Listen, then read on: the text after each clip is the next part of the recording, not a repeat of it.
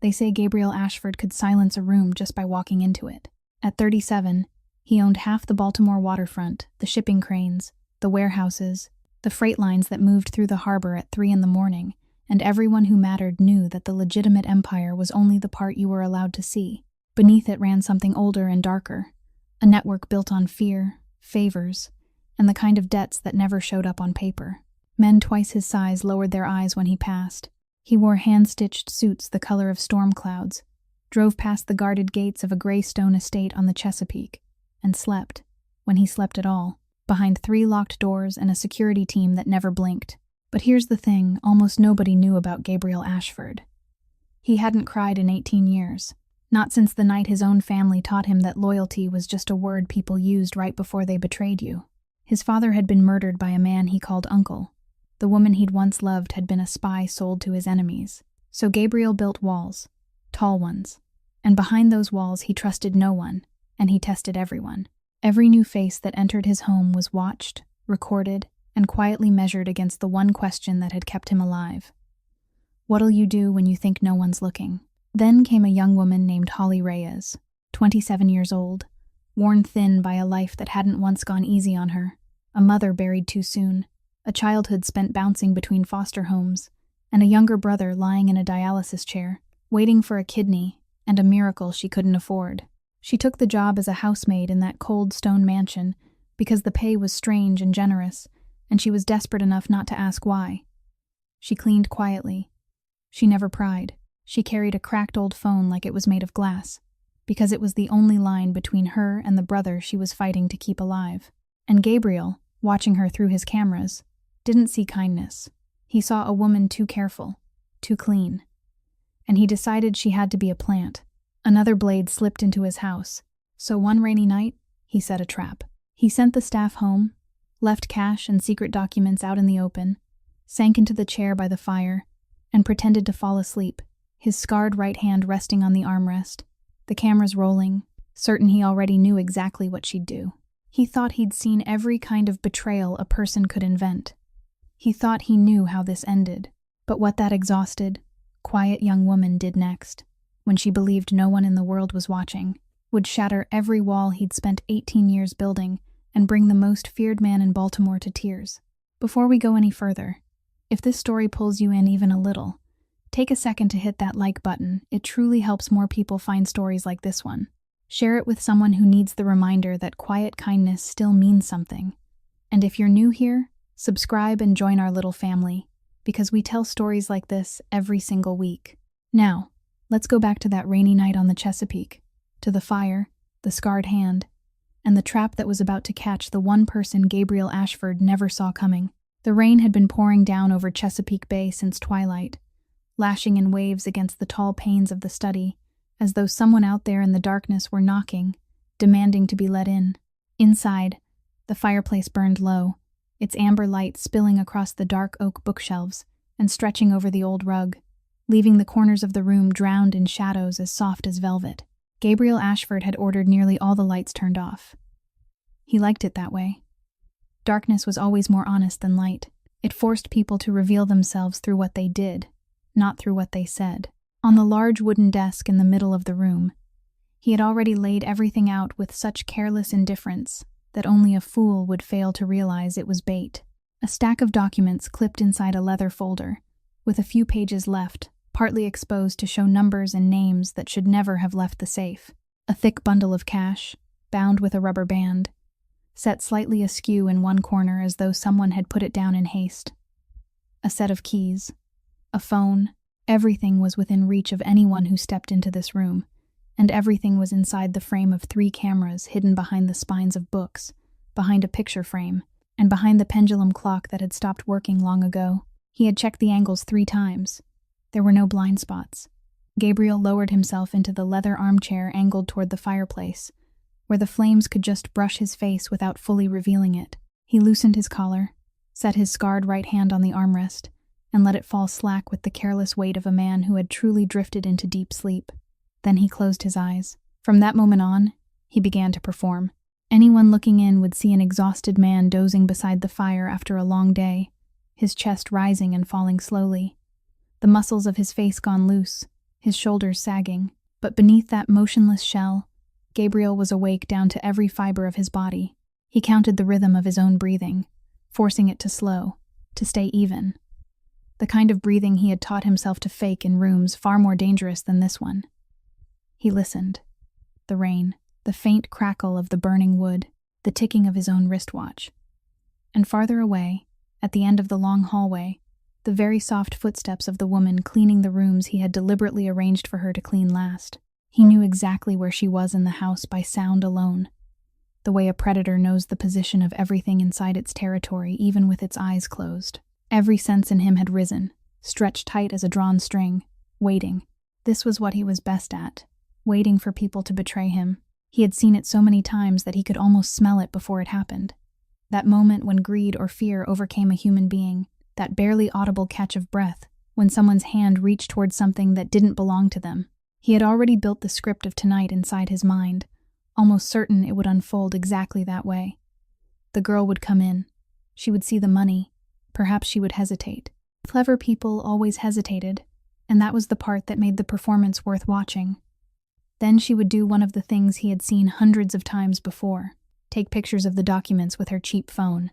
Pull a few bills from the middle of the bundle, where the missing amount would be hardest to notice. Or worse, simply stand there and memorize what she could, then walk outside and call a number he would trace before dawn. Any one of those things would be enough. He didn't need much. He needed only one wrong movement, one moment when she believed no one was watching, to confirm what he had believed from the first day she stepped through the iron gates of this estate, that she was just like everyone else, that her silence was camouflage, her caution was evidence of training, and the kind heart she allowed him to glimpse was only another sharpened knife pointed at him. His finger moved once, faintly, then went still again. The footsteps in the hallway were coming closer now, slow and tired, pausing for a beat before the half-closed door of the study. Gabriel kept his breathing steady, his face motionless, his heartbeat slow and cold. His performance was about to begin, and he believed, with all the hardness of 18 years of never allowing himself to trust anyone, that he already knew the ending. The door eased open a little wider. A thin strip of weak light from the hallway crept across the floor, and she stepped inside. Holly Reyes stepped into the study with a basket of cleaning cloths and a spray bottle tucked against her hip, her legs numb after nearly 12 hours of standing and bending and wiping her way through this house that was far too large. She didn't know the master of the house was sitting there until the firelight caught the shape of him in the armchair, and her heart dropped for a beat, her whole body going rigid at the threshold. Then she realized he was asleep. His chest rose and fell slowly. His face, which was always as cold as stone, now loosened in sleep, and she let out a small breath of relief, trying to swallow down the fright still lodged in her chest. She had been told to clean the study last, and she had assumed the room would be empty at this hour. Now it wasn't. Now she had to work softly as she possibly could, because she knew better than anyone the cost of waking an exhausted man who had only just managed to close his eyes. She was that kind of person too. So many nights, she had slumped in a hospital waiting room, her head resting against the cold wall, and one sound was enough to steal the rest of the night from her. Holly set the basket down with great care and began wiping the shelf near the door, her eyes lowered, trying not to look toward him. But the hollow ache of hunger in her stomach kept reminding her that she had skipped lunch so she could save her boxed meal for Toby to take to the hospital tomorrow, and the faint dizziness made her head hum. She thought of her little brother, of his pale face after every dialysis treatment, of the number on the bill she didn't dare look at for too long, of the endless kidney transplant waiting list, where Toby Reyes's name sat buried, somewhere near the bottom. That was why she was here, in this strange house with this strange salary, wiping down the tables of a man whom even the other staff members only dared mention in whispers. She cleaned her way to the edge of the large wooden desk in the middle of the room, and when she lifted her eyes, they landed on it. The stack of money, thick, bound with a rubber band, lying slightly askew in one corner under the firelight. Beside it was the stack of documents left partly exposed, printed numbers in bold type that she accidentally read before she could look away. Holly went still. For one very real, very human moment, she didn't breathe. She knew how many months of wages that stack of money could equal, knew how many lines it could erase from the bill that pressed down on her chest every night, knew that all she had to do was pull a few bills from the middle of the bundle and perhaps no one would ever notice. The thought flashed through her mind as quick as lightning. and at once she felt ashamed for letting it pass through it all. She thought of her mother's thin hands in those final days, still holding hers and telling her that no matter how poor she became, she had to stay clean, that poverty couldn't take that from her unless she allowed it to. Holly tightened her grip on the cleaning cloth until her knuckles went white. She wasn't that kind of person. No matter how hungry she was, no matter how exhausted, no matter how desperate, she wasn't that kind of person. She closed her eyes for 1 second, drew in a trembling breath, then turned fully away from the desk, away from the stack of money, away from the numbers that didn't belong to her. She would clean the other places first. She would leave that desk for last, or better yet, she wouldn't touch the things on it at all, only wipe the empty wood around them. There was no noble speech in her mind, only a simple and weary truth that if something didn't belong to you, you didn't take it. That was all, even when the whole world had turned its back and no one was watching. She returned to her work, moving very quietly through the room sunken in darkness, trying to keep her footsteps and the sound of the cloth as soft as she could, so the sleeping man could have his peace. She didn't know he wasn't asleep at all. She didn't know 3 cameras were silently recording her every movement. She only knew that she was tired. She was hungry. She missed her brother, and she still had one more corner of the room to finish cleaning before she could go home. Holly finished wiping the last corner of the room and was about to gather up her basket of cloths and leave when her eyes accidentally stopped on the small table beside the armchair, where a phone lay with its screen shining brightly. Someone had left it set to stay lit, and that cold white glow was falling straight across half of the sleeping man's face, shining into his closed eyes with a harsh, restless glare. Holly knew that feeling. She knew what it was like to have just drifted off after countless sleepless nights, only for some careless sliver of light to strike in and shatter sleep apart, and she knew that for a man exhausted enough to fall asleep in a chair like this, that sleep was worth more than anyone could say. She stepped closer, very softly, and with one finger, she touched the screen to darken it, then carefully turned the phone face down on the tabletop, so that light would no longer have any chance to bother him. She didn't look at the screen. She wasn't curious about what was on it. To her, it was only a source of light that needed to be turned off, as simple as drawing a curtain to soften the sun for someone taking an afternoon nap, a reflex belonging to someone more used to caring for others than caring for herself. A few steps away, in the armchair, Gabriel felt all of it. He heard her footsteps stop, heard the very faint silence as she hesitated, then heard her fingertip touch the glass, and right after that, the burning halo of light he had deliberately left shining on his face disappeared, giving way to a gentler darkness. Something inside him stirred, a thin, bewildered feeling he couldn't name in time, because there was no such detail in the script he had already written. No one turned off his phone for him. People picked up his phone to read it in secret, to copy things, to search for something they could sell. But no one turned it face down only so he could sleep better. Holly straightened, and in the darkness she saw the shape of him in the chair, the way his shoulders seemed drawn in slightly from the cold, the way his scarred right hand hung loose over the armrest, bare beneath the chill of the room as the fire began to fade. She looked around and saw a gray wool blanket draped over the back of the nearby sofa. She hesitated for a moment, because he was the master of the house, because there were boundaries a maid shouldn't cross. But then the part of her that always saw a human being before she saw a position won out, and she stepped over to take the blanket. She unfolded it as quietly as she could, avoiding every rustle, then gently laid it over him, drawing the edge of it up to his shoulders, and with an almost instinctive gesture, she smoothed the blanket near his shoulder, until it lay neat and even, exactly the way she still tucked blankets around Toby on cold hospital nights. Beneath that blanket, Gabriel lay motionless, and a strange feeling spread through his chest. The warmth of the wool settled over his shoulders, wrapping around the scarred hand he had spent so many years using only to make others afraid. And for the first time in a very long while, that hand was protected instead of avoided. Something sealed shut inside him for too long began to crack, very softly, like the first thin skin of ice splitting across a winter lake, a small sound warning that something greater was about to break. He kept his breathing steady, forced himself to remain still, but beneath that shell, his heart missed a beat. Holly knew nothing of the small earthquake she had just caused. She stepped back, looked at the blanket for 1 second to make sure it covered his shoulders, then turned away and switched off the remaining desk lamp, letting the room sink fully into a warm darkness lit only by the flicker of the fireplace.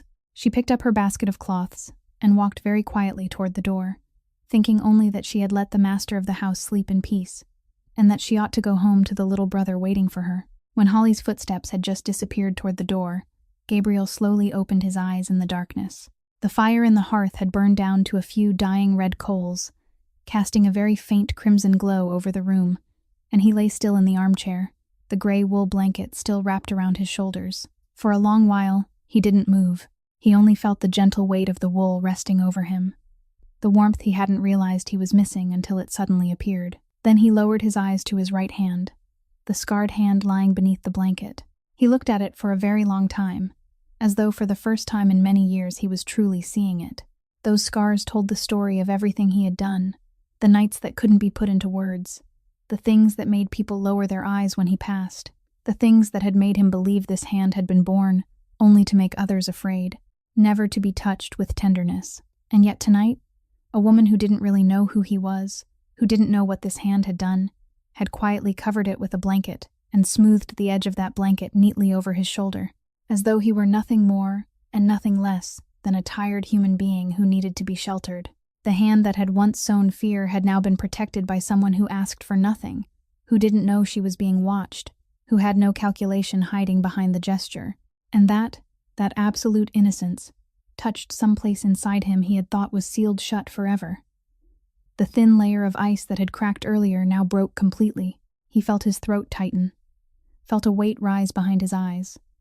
And then, silently, without a sound, the first tear in 18 years rolled down the cheek of the man the entire port city feared.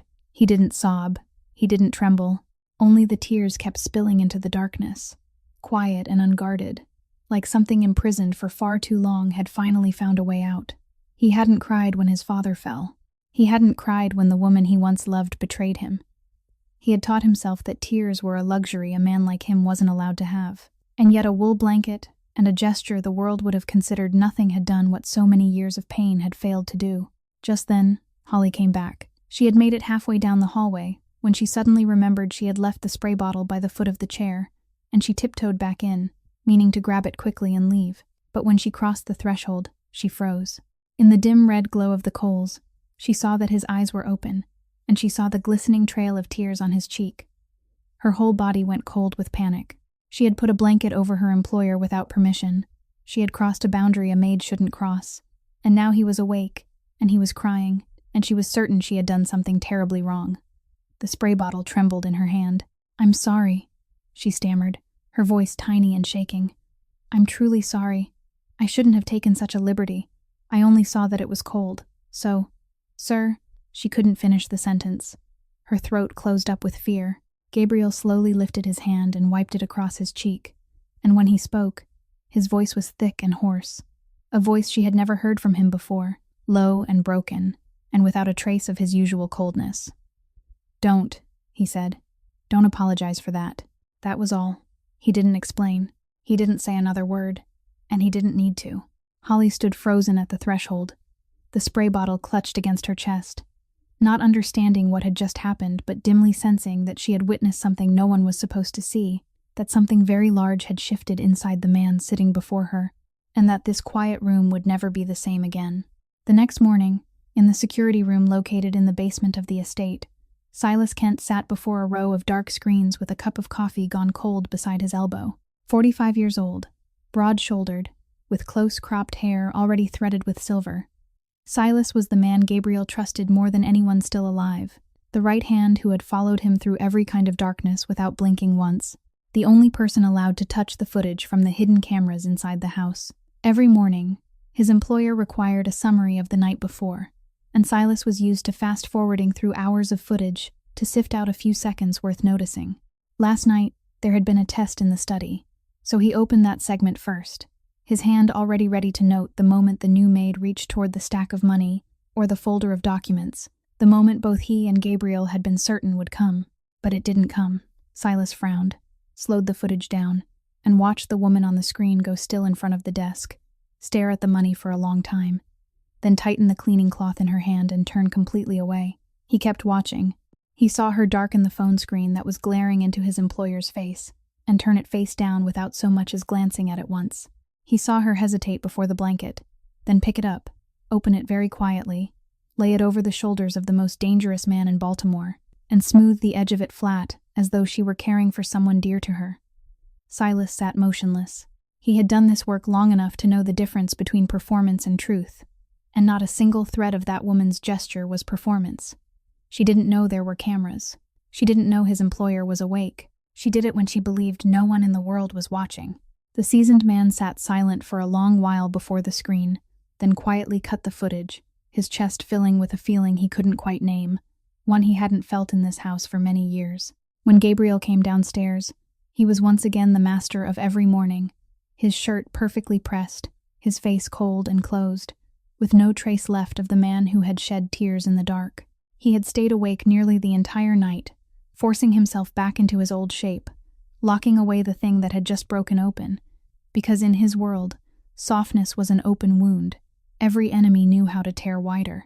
Silas handed him the usual summary, and when he reached the part about the study, he only said briefly that the maid hadn't touched the money and hadn't touched the documents, and that everything was clean. Gabriel nodded, his eyes passing over the darkened screen, and for one very brief second Silas saw his employer's jaw move faintly, a tiny sign only a man who had followed him ever since the tragedy that claimed his father would recognize, the sign of something being held down. His employer said nothing more about the night before. He only asked about the day's schedule in his usual flat voice, and Silas understood, saying nothing further about the footage, though in his heart he knew exactly what he had just seen. At the end of the hallway, Margot Hale, the head housekeeper who had managed this house for nearly 20 years, was assigning the morning's work to the staff in the stern but warm voice of a 58-year-old woman who had seen every kind of master. She was the one who had hired Holly, and when she saw the girl walk into the kitchen with dark circles under her eyes and an exhaustion she was trying to hide in the way she held herself, she simply pushed a cup of hot coffee and a slice of bread toward her without saying much, as though she understood that there were burdens people carried without needing to speak of them. Holly took the cup of coffee in both cold hands, murmured her thanks, and had no idea that downstairs, in a room full of screens, her night had been watched over and over again, or that the man she had covered with a blanket was standing somewhere in this house, straining to rebuild the wall she had unknowingly cracked. In the days that followed, Gabriel began to notice Holly in a way even he didn't want to admit. He still kept his distance, still wore his usual cold expression, but his eyes now lingered a little longer whenever she passed by, and he realized he was noticing details he would never have cared about before. He saw her at midday, standing tucked into a hidden corner of the hallway behind the kitchen, pressing her cracked phone to her ear, and her voice was entirely different then, strangely gentle, forced warm in the way of someone trying to sound more all right than she really was. "I'm fine," she said into the phone. "Did you eat yet? Remember to drink enough water between dialysis sessions. Toby, I'll come see you tomorrow." But the moment she hung up, that tenderness collapsed, and for 1 second she rested her forehead against the cold wall, closed her eyes, her face showing all the exhaustion she kept hidden from everyone else. Gabriel stood concealed around the bend in the hallway, watching in silence, and something inside him tightened. He had heard the name Toby. He had heard the word dialysis. He saw her after the staff lunch, when everyone else had left the kitchen, quietly taking a plastic container and packing away what was left of her own meal, the food she had barely touched, folding it neatly into an old cloth bag to take home. He saw her open the small drawer in the staff supply room and hide a blister pack of medicine inside, discreetly, as though she feared someone might see it and ask questions, then close the drawer again very softly. He didn't know whether those pills were hers or her brother's, but he knew what that secretive gesture meant. It meant this woman was used to carrying everything alone and didn't want to become anyone's burden or anyone's subject of gossip. One late afternoon, while Holly was wiping the row of large windows in the reading room, Gabriel walked in with a cup of coffee in his hand, and instead of passing straight through as he usually did, he stopped. "Have you lived in Baltimore long?" he asked, his voice still flat, but no longer as cold as before. Holly startled slightly and turned around, the cleaning cloth still in her hand, and she answered cautiously that she had moved here a few years ago. He asked again, more gently than he had believed himself capable of, whether she had family here. Holly hesitated, and he clearly saw the calculation in her eyes, the defensive reflex of someone who had learned that revealing too much about herself had never been safe. "Just my little brother, sir," she finally said softly. "His name is Toby. He's sick, his kidneys." She stopped, as though she had already said more than she meant to, then added in an even smaller voice that he was waiting for a transplant and had to go to the hospital several times each week. Gabriel didn't press her, didn't question her the way he usually questioned everyone. He only stood there and listened, and perhaps it was that silence without judgment that made her say a little more, that it was only the two of them now, holding each other up, that her mother had died when she was still small, that she had never known her father, and that she had grown up drifting from one foster home to another before she was old enough to take care of herself and her brother. She said those things not as a complaint, but in the calm voice of someone who had lived with them so long that they were no longer a tragedy, only simply her life. Gabriel listened, and in his mind, the scattered pieces began to fit together. The dark circles beneath her eyes, the food she packed to take home, the medicine hidden in the drawer, the high salary she accepted without asking why. He realized that the woman he had once suspected of being a blade slipped into his house was in fact fighting a war he had never had to know, the war of people who had nothing in their hands except calloused palms and a love that refused to surrender. "Thank you for telling me," he said, and she looked up at him, slightly surprised, because that wasn't the answer she had expected from a man like him. He gave one small nod and turned away, but his steps were slower than usual, and inside the man who had never trusted anyone, a quiet respect for her had begun to take root. But Gabriel Ashford's world didn't allow anyone to rest for long with gentle things. Only a few days later, a shipment moving through the port at daybreak fell apart in the only way it could, when someone had known in advance. A shipment that should have slipped through had been intercepted by his rivals at exactly the right time, in exactly the right place, as though they had been holding both the schedule and the passwords in their hands. This wasn't bad luck. This was a leak. And once there was a leak, it meant there was an insider, someone very close enough to touch information that only a handful of people in the entire organization were supposed to know. Gabriel called a private meeting in the study, and the man who walked in with the calmest bearing, a custom-tailored suit without a single wrinkle, a courteous smile, and eyes sharp as knives, was Bishop Ford, his financial advisor. 40 years old, smooth-spoken, Bishop was the man who held the numbers of the whole empire, the man who had sat beside Gabriel through more deals than anyone could count, and had always seemed like the most devoted and loyal person in the room. Bishop himself was the first to speak, his voice full of sincere concern, saying that he had warned for a long time about letting strangers move in and out of the house too easily. "Don't you find it strange," Bishop said, his voice soft but heavy with implication, "that this leak happened at the exact moment there's a new face in the house? That maid, Holly something, where did she come from? Who recommended her? Has anyone checked her background carefully enough?" Bishop said all of it with the manner of a man who was only fulfilling his duty to protect his employer, without showing even the faintest trace of malice. And that was precisely what made his slander so dangerous. He knew how to plant suspicion without making an accusation. He knew how to make Gabriel reach the conclusion he wanted all by himself. "She's too quiet," Bishop went on, "too careful. Normal people aren't that controlled unless they've been trained to be controlled." Those words struck the most sensitive place in Gabriel, because that was exactly what he himself had once thought about Holly in those early days. The cold logic that had kept him alive for so many years, that kindness was always a covering, and silence was always camouflage. For a moment, the old self inside him rose again, the self that saw betrayal everywhere, and he found himself doubting the woman for whom, only yesterday, he had felt a quiet respect. But at that exact moment, another image appeared in his mind, the image of her freezing before the stack of money and then turning away, the way she had covered him with a blanket when she believed no one was watching. A person trained to be a spy would have snatched that money, or at least taken pictures of the documents to earn credit. She had done nothing at all. That contradiction made Gabriel fall silent, neither nodding nor rejecting the idea, and Bishop, clever enough not to push further, only inclined his head and said that he only wanted what was best for Gabriel, that at a time like this caution could never be excessive, and that perhaps someone should watch the maid for a while just to be certain. Gabriel nodded slowly, agreeing to have Holly's background checked again, and Bishop left the room with the unhurried stride of a man who had just completed his task perfectly. What Gabriel didn't realize, what no one in the room realized, was that when Bishop closed the door, a coldness flickered through his eyes that was very different from the devotion he had just displayed, and that the man who had so skillfully pointed every thread of suspicion toward an innocent maid was the very one hiding something much larger.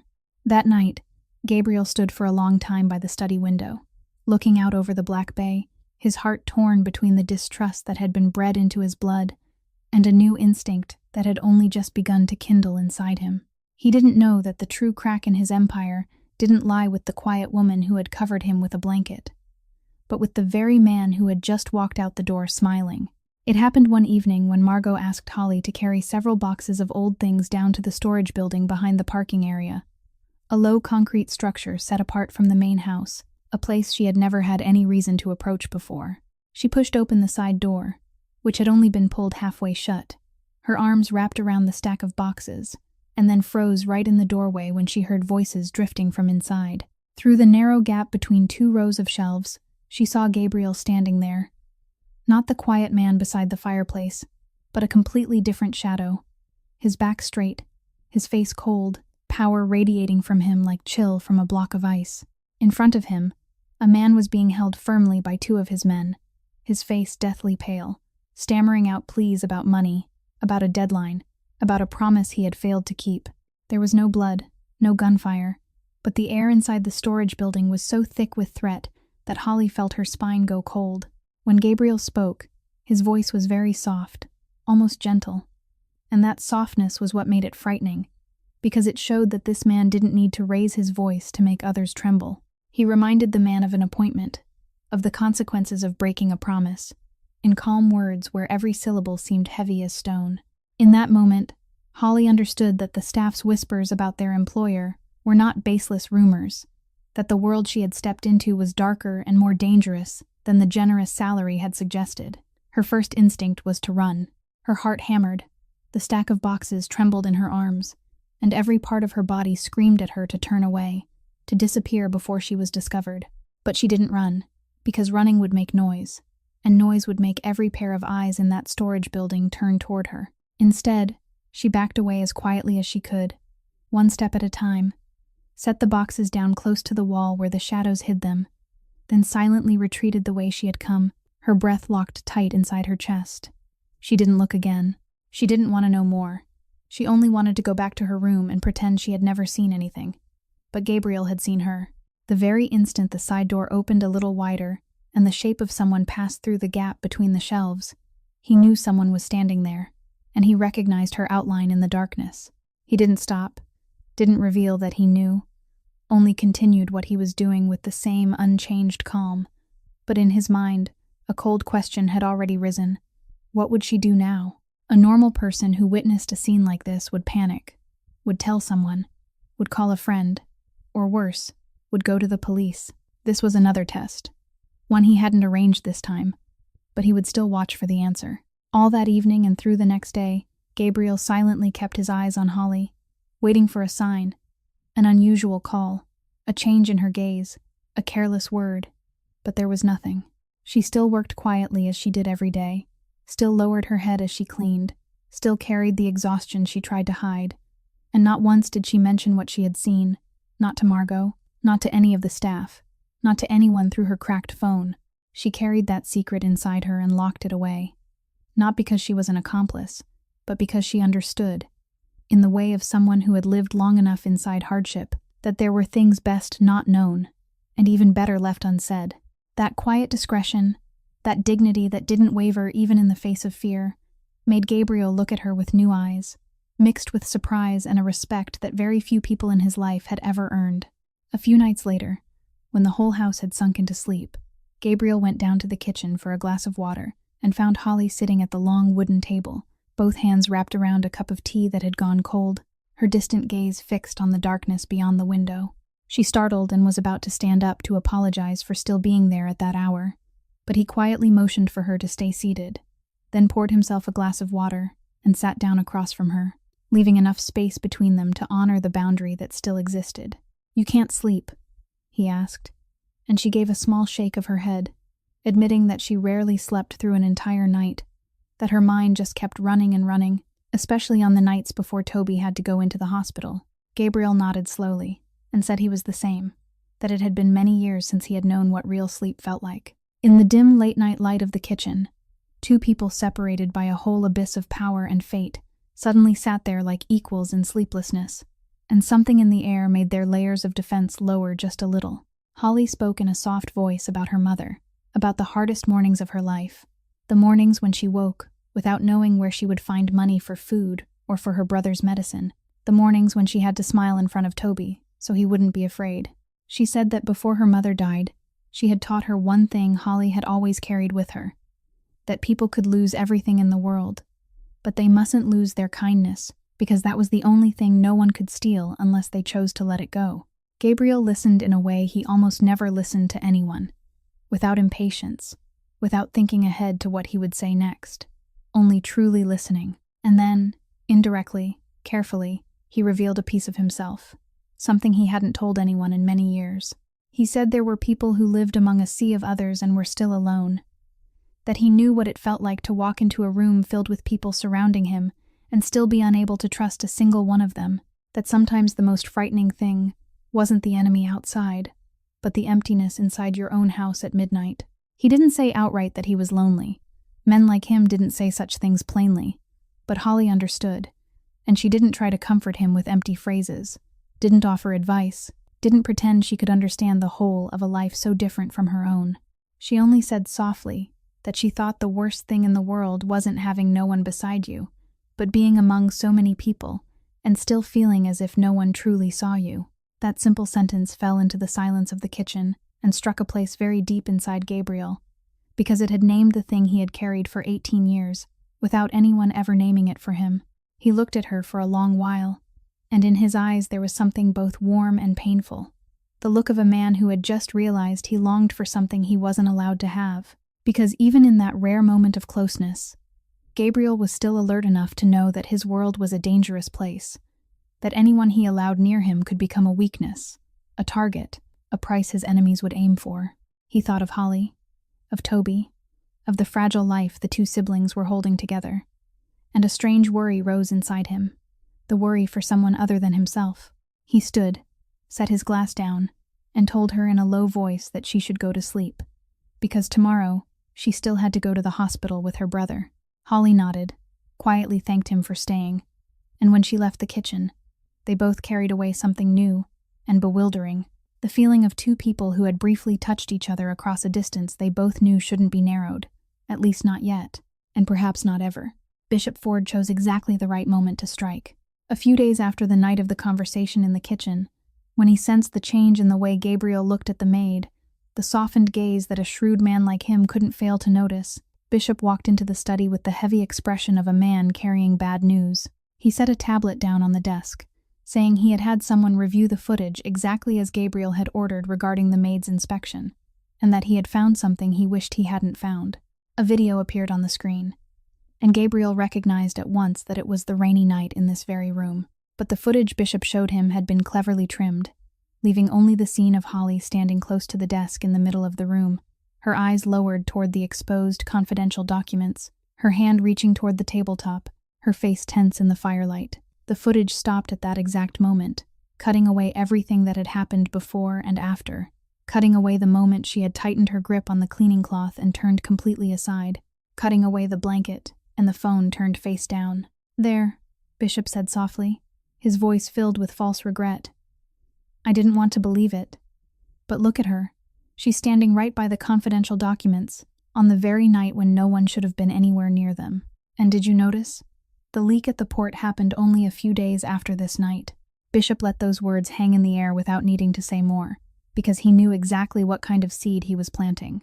And he knew he was planting it in the most fertile soil of all, the mind of a man who had once been betrayed down to the marrow of his bones. And indeed, as Gabriel watched that edited footage, something cold and old surged up inside him. The wound named Delphine, the woman he had once loved, the woman who had sat at his table, slept in his bed, then sold all his secrets to his enemies in exchange for money, had never truly healed, and now it was being torn wide open. He remembered how naive he had been when he trusted Delphine, how he had let her tenderness lull his instincts to sleep, and how he had sworn never to let that happen again. Now, looking at Holly on the screen as she stood beside the documents, he wondered whether he was making the same old mistake, whether the blanket and the stories about a sick little brother and a dead mother were only a more sophisticated performance, aimed precisely at the vulnerable place he had just exposed. Suspicion corroded him from the inside, and the old self, the cold man who saw blades everywhere he looked, rose up and smothered the new feeling that had only just begun to kindle in his heart. He clenched his hand, the scars pulling tight, and he was angrier at himself than at her, angry that he had allowed himself to soften, angry that he had forgotten the lesson life had taught him in blood. Gabriel looked at Bishop, his voice returning to its familiar icy edge, and ordered a thorough investigation into Holly Reyes's background. Every relationship, every account, every call, to dig all the way down and find out who she truly was and who she was working for. Bishop bowed his head in obedience, hiding the brief flash of satisfaction in his eyes, and left the room with the feeling of a man who had just placed the most important piece on the board. Left alone, Gabriel stood by the window and looked out over the dark bay, his heart torn between the two men inside him, one side holding the memory of the gentle hands that had covered him with a blanket, the other haunted by the ghost of every betrayal he had ever tasted. And for the first time in days, he was no longer certain what he should believe. But there was one thing Bishop hadn't counted on, and that was Silas Kent. The next morning, when Silas was ordered to help provide footage for the investigation into Holly, he immediately realized that something was wrong with the recording Bishop had presented to Gabriel. As the only person who controlled the camera system, Silas knew the rainy night had been captured in full from 3 angles, and the short clip Bishop had shown had been deliberately cut off, stopping at the exact moment most likely to be misunderstood. Silas said nothing to Bishop. He quietly extracted the complete original recording, uncut and untouched, then carried it straight up to the study to see Gabriel. "You need to see this," he said briefly, and set the device down on the desk. On the screen, the rainy night appeared from the beginning, with not a single second missing. Gabriel watched Holly walk in, watched her clean, watched her freeze before the stack of money and the folder of documents, and then he watched her tighten the cleaning cloth in her hand until her knuckles turned white, close her eyes and draw in a breath, and turn completely away, leaving everything on the desk untouched, not taking so much as one sheet. He kept watching as she darkened the phone screen that had been glaring into his face and turned it face down without even glancing at what was inside. He watched her hesitate before the blanket, then lay it over his shoulders, smoothing the edge flat.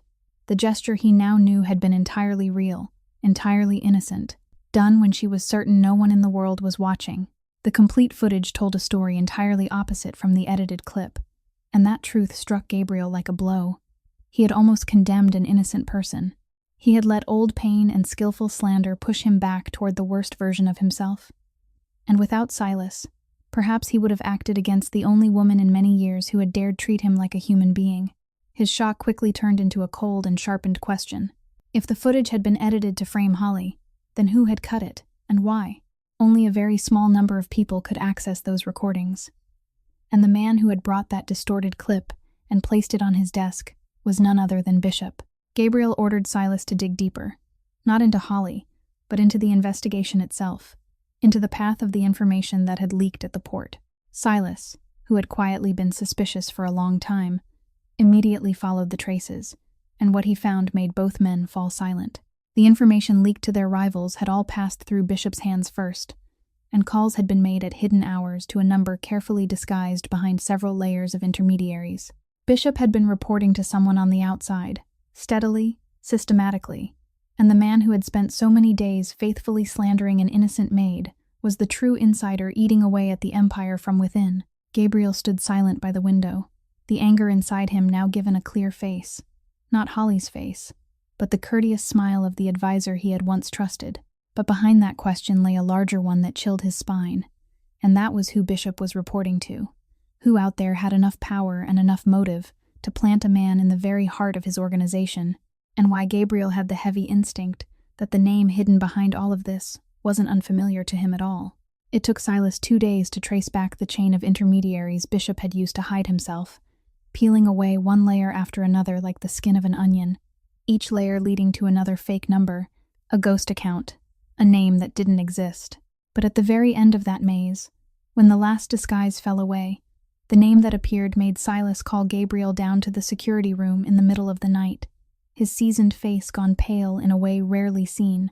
On the screen was a hastily taken photograph, grainy and blurred, but clear enough to recognize the face of the man stepping out of a car near the port. Gabriel looked at the picture, and for one moment the whole world around him seemed to stop, the blood draining from his face, because that face belonged to a dead man, Warren Ashford, his own uncle, the man who, 18 years ago, had betrayed and murdered Gabriel's father to seize power, then vanished in an incident staged to make it appear as though he too had died, a body burned black beyond recognition. A funeral, a gravestone Gabriel had once stood before with every emotion tangled inside him. For all those years, Gabriel had believed that the man who destroyed his family was dead, that chapter of his life, however painful, had finally closed. Now the truth lay exposed before his eyes, cold and merciless. Warren had never died. He had only faked his death so he could withdraw into the shadows, waiting patiently, watching the nephew whose father he had stolen grow up and build an entire empire, only to return now, like a ghost from the grave, silently weaving a net to seize everything Gabriel had built with blood and solitude. Bishop wasn't the mastermind. Bishop was only the puppet, Warren's extended hand planted deep in the heart of the organization, and every leak, every edited recording, every slanderous word had been a move in the long game. The uncle thought dead was playing to take back what he believed belonged to him. Gabriel stood rooted before the screen, and a storm of emotions he thought he had buried long ago surged through him, ancient rage flaring as though it had never gone out, the pain of losing his father seeping from a wound that had never truly healed, and beneath it all, an icy fear he had never allowed himself to feel. Because Warren didn't simply want money or power.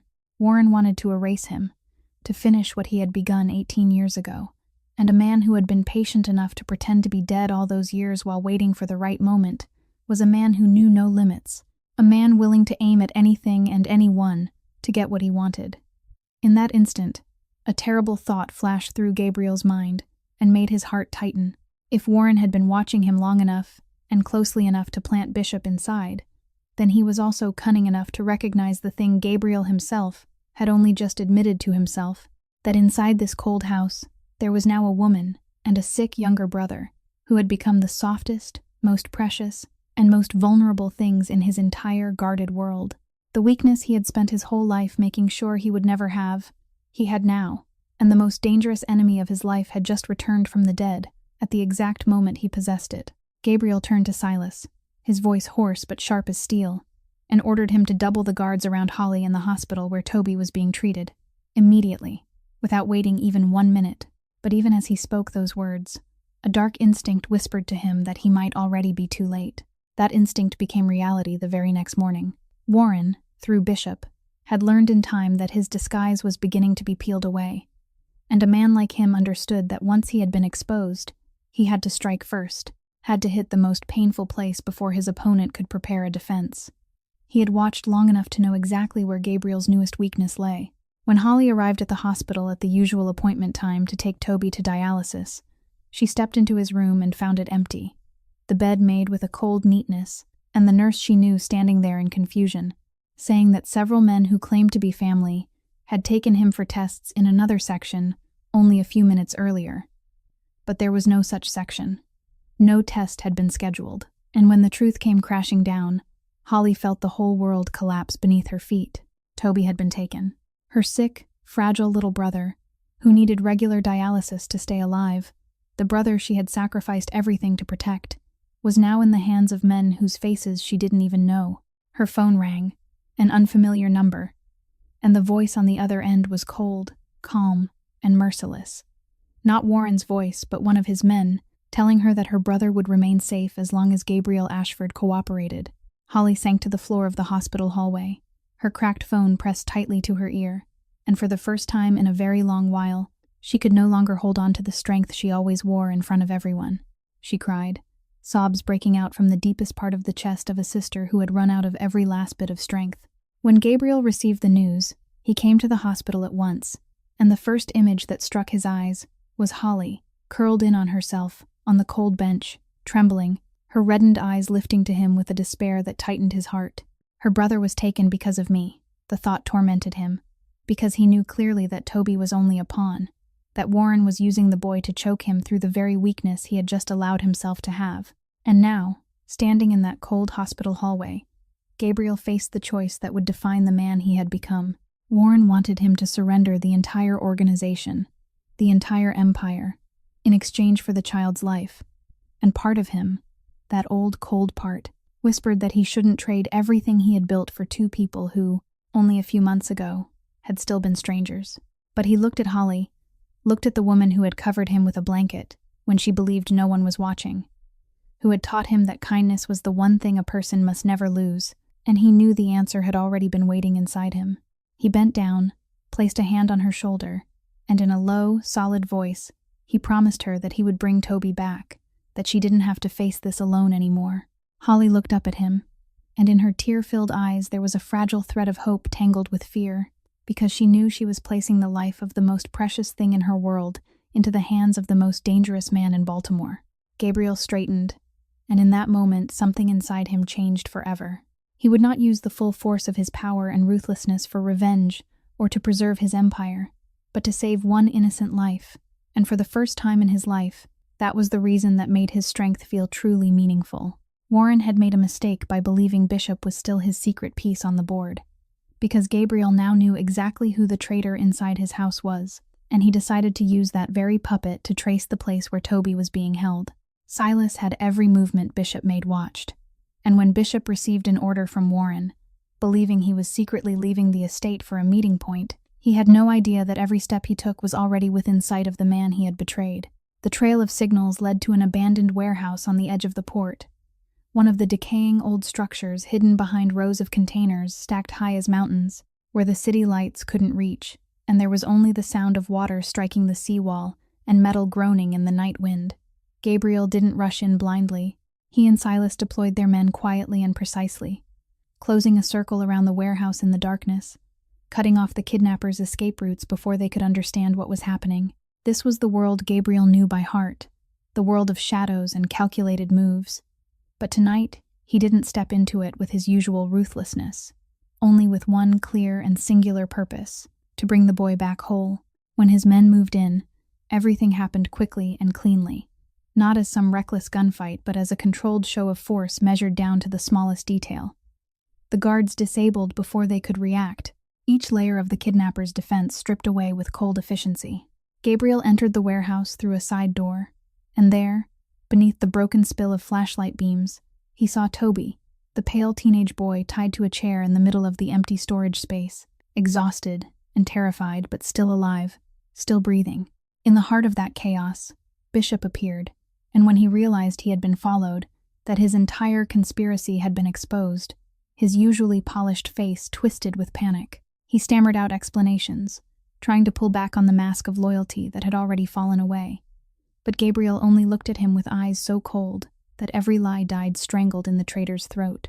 Gabriel's men restrained Bishop, forcing him down, and in that moment, Gabriel stood before him, his scarred hand clenched, the anger inside him strong enough to end the man who had sold him out without the slightest hesitation.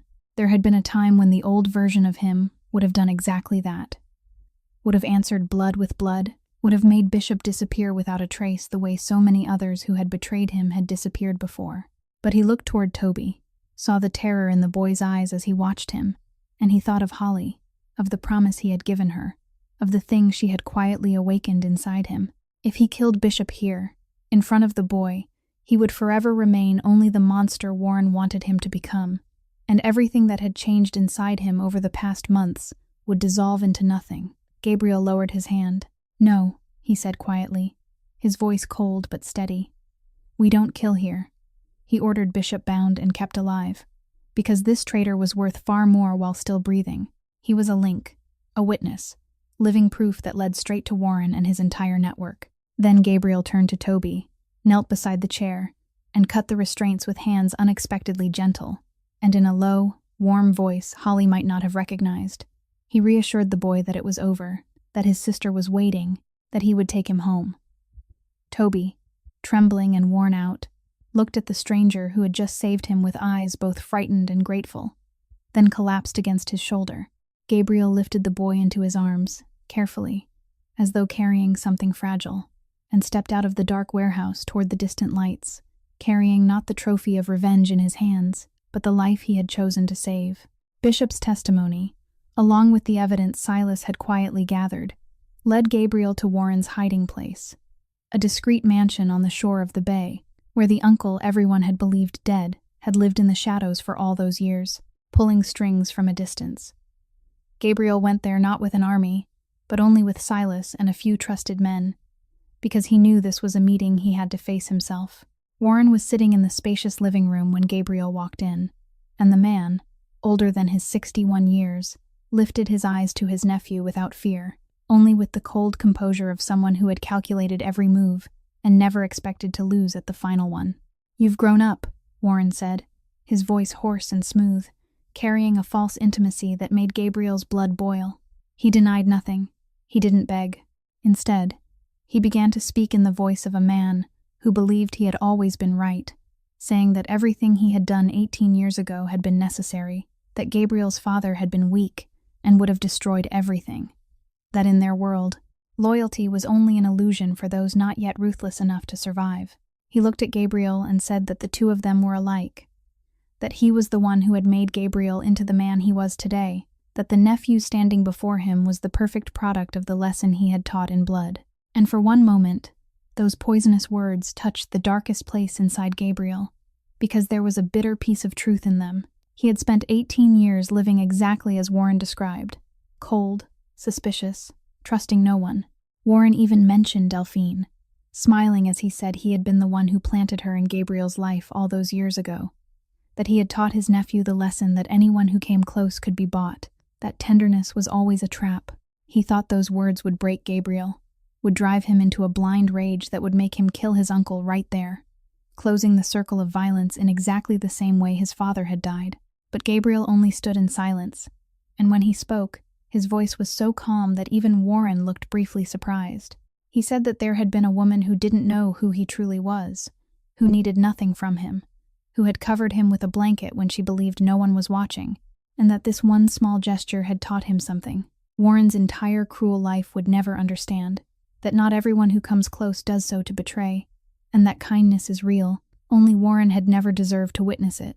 "Delphine was the knife you placed in my hand," Gabriel said, "but you were wrong if you thought every hand was a knife." Then he did what Warren had never expected. He didn't draw a gun. He didn't signal his men to finish the man who had killed his father. He placed on the table a thick file Silas had worked tirelessly to assemble, every piece of evidence proving Warren's crimes over all those years, and he said he wouldn't give Warren the death he was hoping for, the death that would turn him into a victim, and turn Gabriel into a killer exactly like him. Instead, he would hand Warren over to the FBI and the port police, so he could live out the rest of his life behind bars, facing real justice instead of the jungle law of the underworld. That was how Gabriel broke the cycle that had swallowed his family, not with another death, but by refusing to become the thing Warren had spent his whole life trying to turn him into. When the official vehicles arrived and they cuffed Warren and led him away, the final look he cast at Gabriel no longer carried arrogance, but the bewilderment of a man realizing that his nephew had become someone he would never understand, someone stronger than him in a way he had never been capable of imagining. Toby was brought back to the hospital that very night, and the doctors quickly confirmed that, apart from exhaustion and terror, the boy hadn't suffered any serious harm, and the interrupted dialysis session was made up immediately afterward. Holly nearly collapsed from relief as she held her brother, pressing her face into his hair and crying, this time with the tears of someone who had just found again the most precious thing she had believed was lost. But what truly left her speechless happened in the days that followed, when she discovered that the hospital bills that had piled up for so long and weighed on her shoulders had been paid in full, quietly, without a single announcement.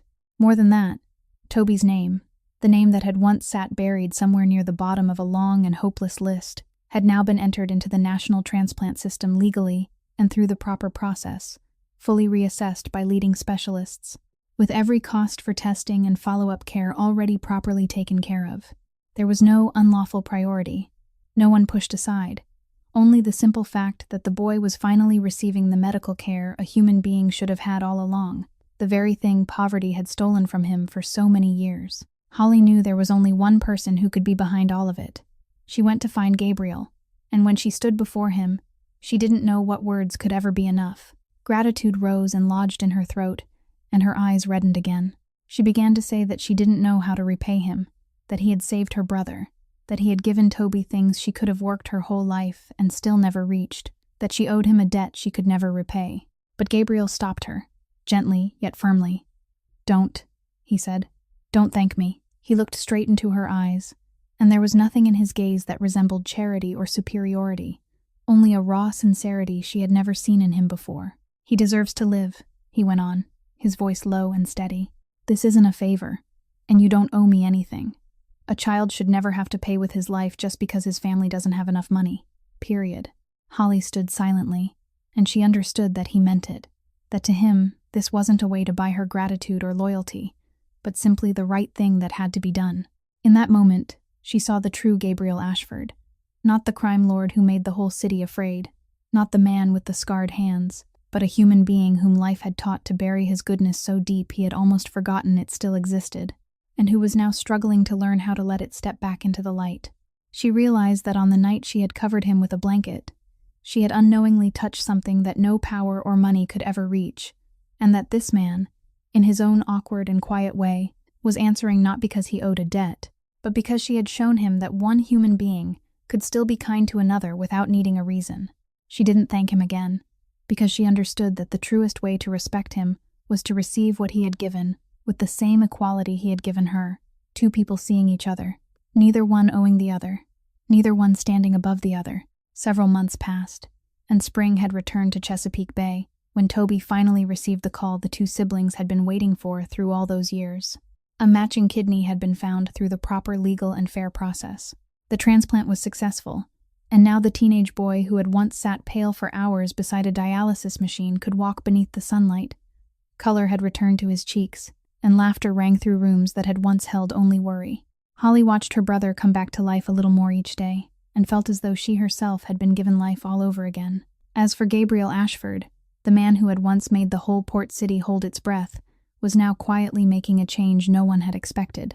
He began withdrawing, little by little, from the underworld that had shaped his entire life, dismantling each dark link, turning his empire toward legal and transparent paths, transforming what had once been built on fear into something that could exist beneath the light.